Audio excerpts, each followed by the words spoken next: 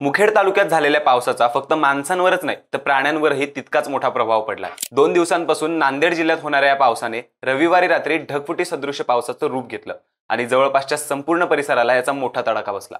5 ते 6 गावांना पुराने वेढलं आणि शेत पिकांचं मोठं नुकसान झालं। 100हून अधिक लोक अडकलेत आणि बऱ्याच जणांचा मृत्यू झाल्याची शक्यता दर्शवली जाते।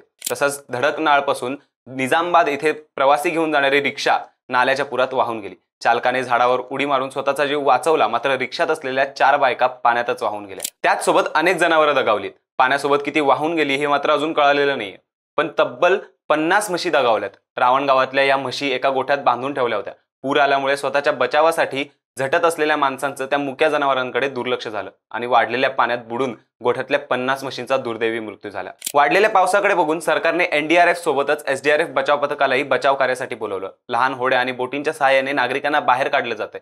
पुणे, रायगड, रत्नागिरी, सातारा आणि कोल्हापूर सारख्या मोठ्या शहरांना रेड अलर्ट दिलाय।